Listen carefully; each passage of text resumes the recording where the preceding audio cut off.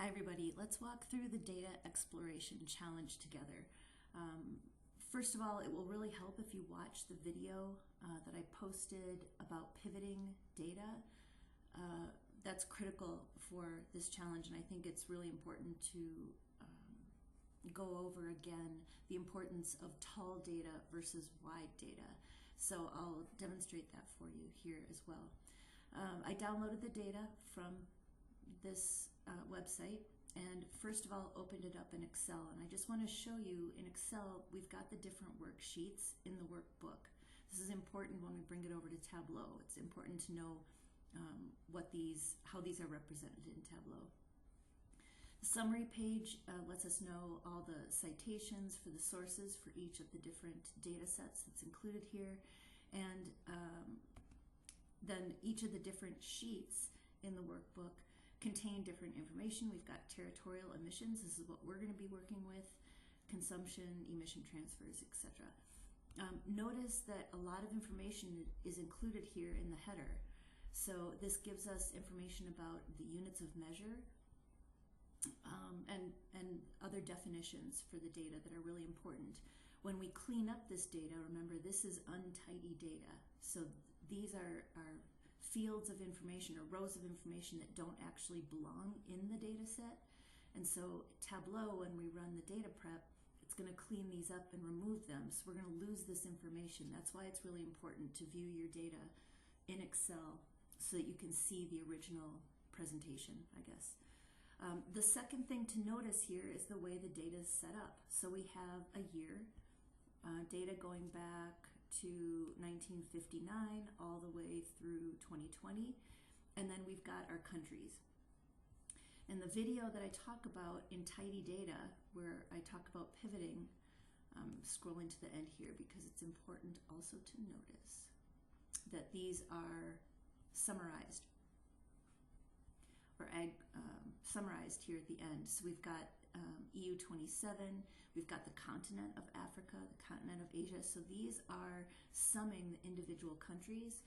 And if you were to include these emissions, like if you were to sum across all the rows and didn't notice that there are already some summaries here at the end, including a world total, you'd be, tripling or more than tripling in some cases the global emissions.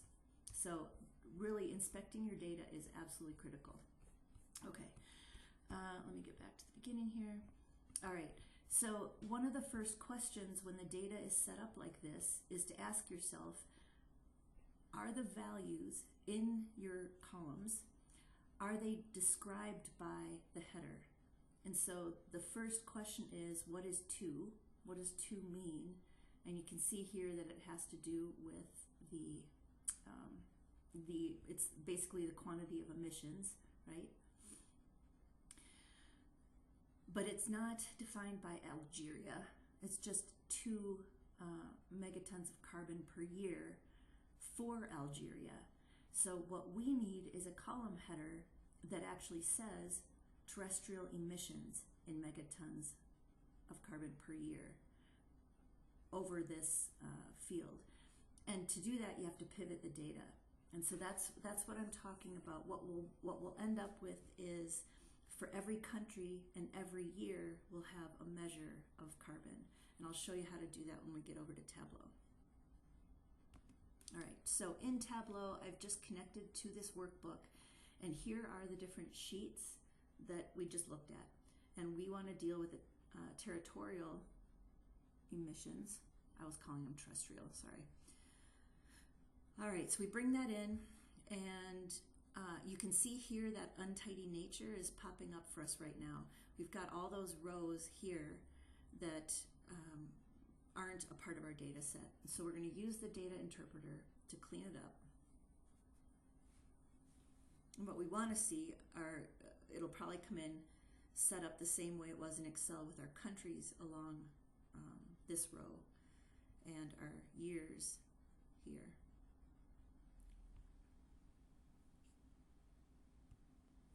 Okay, so now that that's finished, you can see that's what we ended up with here. Like I mentioned before, you might need to clean up this date field. So that happened also in the Palmer drought exercise, you can see we looked at Excel and I said we've got data from 1959 all the way through 2020. And so this is, Tableau is reading this as a number, and we can change it to a date here. Now the way your computer chooses to show this date, like this is showing me January 1st of 1959, yours might look different, and it has to do with the way your actual computer is set up to display, like the default display settings for dates. So this can look different, but yeah, that's the moral of that story.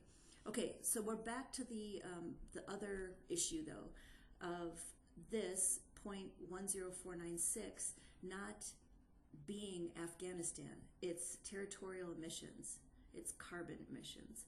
So this is incorrect, and this is where we have to pivot the data. And so to do that, you can click this one, and then you could do all of them if you want, but I think it makes sense just to do the Zimbabwe. So I'm going to shift click here to select all the individual countries, right click, pivot. Okay, then going back to the beginning of the data set, you can see we have column F1, which is our year, but notice that we have 1959 repeated, and that's because, pivot to the end here, our pivot field name, Afghanistan, Albania, so we've created a row for each country for 1959. And the pivot field value then is our terrestrial emissions. So we need to rename these just mostly for our own sanity.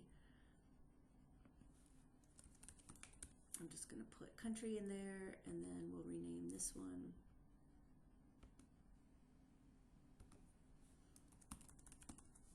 Okay.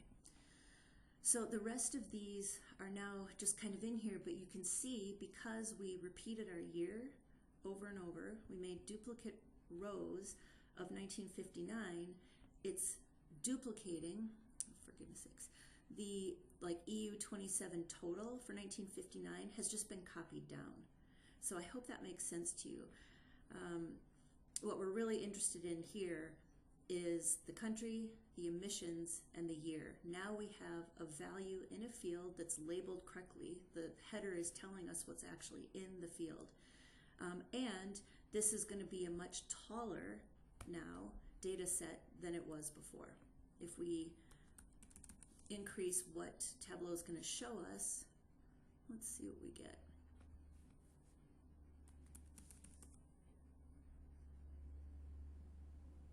It's just showing us 10,000 rows. Before we probably had, because we just had one row for each year, we probably had 1959, I don't know, like 80 rows. But now we have obviously quite a few more. We have the number of countries multiplied by the number of years in our data set, number of rows. Okay, so if we go into the first sheet, the good thing here, oh, we didn't rename our date field, but we know that F1 is date, but we should go back and take care of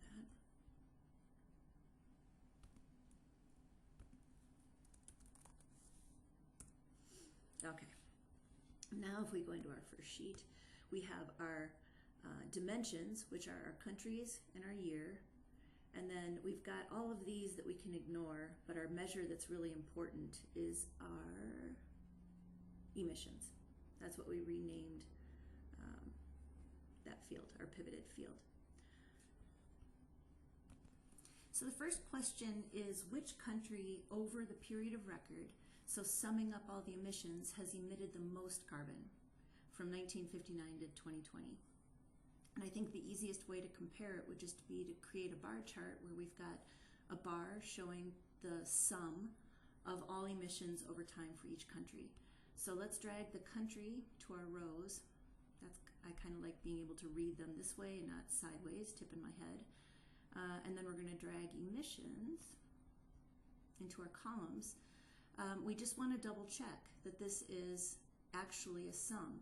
If we were to change this to an average, it would average the emissions from 1959, 1960, it would take the average over time, the average annual emissions. We don't want that. We don't want any of these statistics, actually. We want to sum. So that works well for us. This is the default aggregation, I guess, that Tableau uses is sum. So it's something to be very aware of. But for us, it works. I could scroll through here and just eyeball it. I can also change the look. I could fit the height this way. That's kind of hard to read.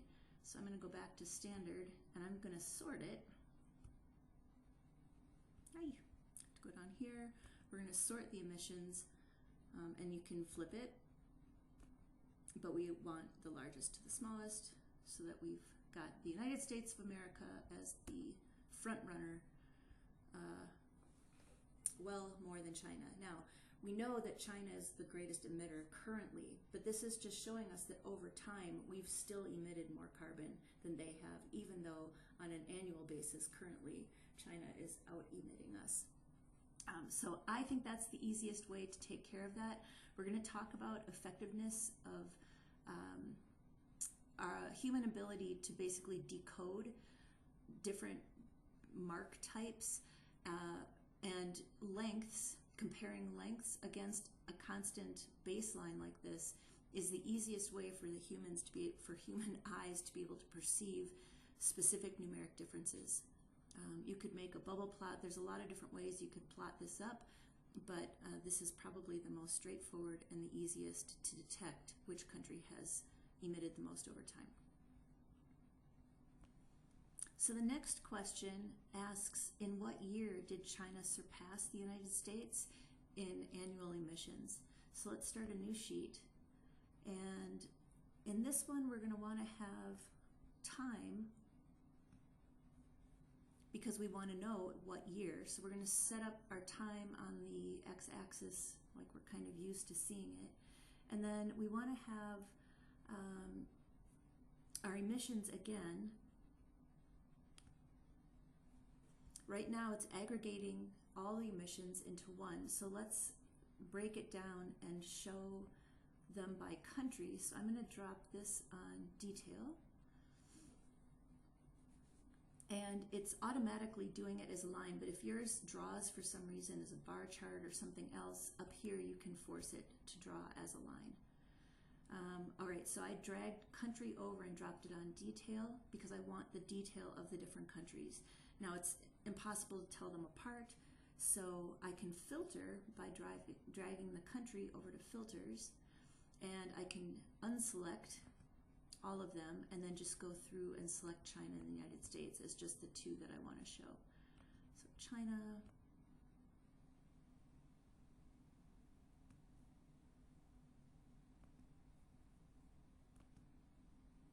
okay, and let's actually give them two different colors. So what I did there is I just dragged country over to color, and that gives us two. Blue is China and orange is the United States. This implies on first glance that China has not surpassed the United States. So of course we have to double check, make sure that we're seeing the full data set. We aren't. We can force it to fit on our screen by fitting the width. Okay, so this is the detail that we're looking for here. In what year did China surpass the United States? And if you hover, you can see here we've got 2005, China was below, and in 2006, China had surpassed the total emissions from the United States. So I would say that in 2005, China surpassed because in 2006 they were above. So either 2005 or 2006 is what we're looking for. It kind of depends on how you define the answer or decode the question that I asked. Let's see here, any other tricks? For now, that's it. Yeah, if you have questions, absolutely ask.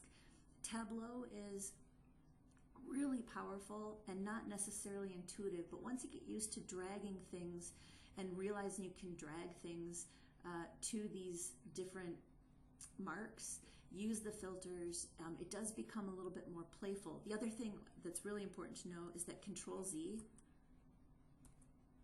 works really well. Like ArcGIS Pro, Control Z doesn't work at all, in my humble opinion. But Control Z and then Control Y moves you back the other direction. So if you kind of want to undo what you did and then go back, Control Z takes you backward and Control Y brings you forward again.